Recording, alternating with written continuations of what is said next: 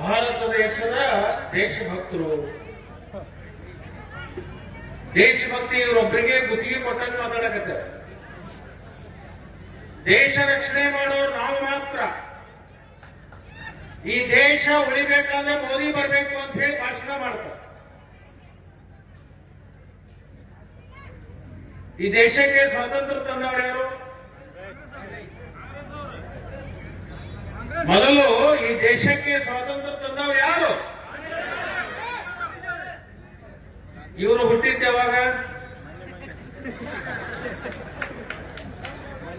BJP ಅವರು ಹುಟ್ಟಿದ್ದ ಯಾವಾಗ?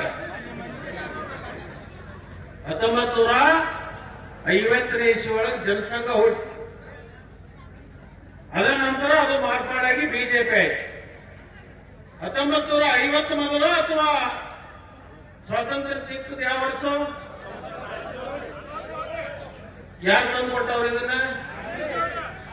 ಮತ್ತೆ ಇವ್ರು ಯಾಕೆ ಗುತ್ತಿಗೆ ಹಾಕತ್ತಾರೆ ಇದನ್ನ? ದೇಶಭಕ್ತಿ ಅಂದ್ರೆ ಬಿಜೆಪಿ ಅವರು ಅಂತ ಹೇಳಿ ಮಣ್ಣ ಲಕ್ಷ್ಮಕ್ಕ ಗುಲ್ಬರ್ಗದೊಳಗ ಖರ್ಗೆ ಸಾಹೇಬರು ಡಿ.ಕೆ. ಶಿವಕುಮಾರ್ ಸಾಹೇಬರಿಗೆ ಮಾತಾಡ್ತಿದ್ರು. ಅವರನ್ನ ಸ್ವಲ್ಪ ಗಮನ ಸೆಳೆಯಕ ಸ್ವಲ್ಪ ಈ ಕಡೆ ಕೇಳ್ರಿ, ಅಪಾರ್ಥ ಮಾಡ್ಕೋಬೇಡಿ ಅಂತ ಇಷ್ಟು ಹೇಳಿ. ಈ ಬಿಜೆಪಿ ಅವ್ರು ಕಟ್ ಅಂಡ್ ಪೇಸ್ಟ್ ಮಾಡಿದ್ರೆ ಬಹಳ ಜಾಬ. ಅದನ್ನ ಬಿಟ್ಟು ಅಪಾರ್ಥ ಮಾಡ್ಕೋಬಾರ್ದೆ ಅಂತ ಅಟ್ಟ ಹೇಳಿ ಆ ಪಾಪ ಮೋದಿ ಸಾಹೇಬರಿಗೆ ಟ್ವೀಟ್ ಕಳಿಸ್ಬಿಟ್ಟು ಮಾತಾಡ್ತಿ ಕೈ ಎತ್ತಿ ಹೇಳ್ಬೇಕು. ಇಲ್ಲೊಂದು ವಿಡಿಯೋ ಮಾಡೋದು ಚಂದ ಅಂತದ್ದು, ಅದನ್ನ ಮೋದಿ ಸಾಹೇಬರಿಗೆ ಇಲ್ಲಿಂದ ಮೂಡಲಿಗೆಯಿಂದ ಕಳಿಸೋದು. ಭಾರತ ದೇಶದ ದೇಶಭಕ್ತರು, ದೇಶಭಕ್ತಿ ಇವರೊಬ್ಬರಿಗೆ ಗುತ್ತಿಗೆ ಕೊಟ್ಟಂಗೆ ಮಾತಾಡಕತ್ತಾರೆ. ದೇಶ ರಕ್ಷಣೆ ಮಾಡೋರು ನಾವು ಮಾತ್ರ.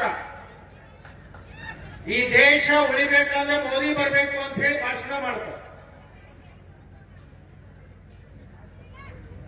ಈ ದೇಶಕ್ಕೆ ಸ್ವಾತಂತ್ರ್ಯ ತಂದವರು ಯಾರು? ಮೊದಲು ಈ ದೇಶಕ್ಕೆ ಸ್ವಾತಂತ್ರ್ಯ ತಂದವರು ಯಾರು?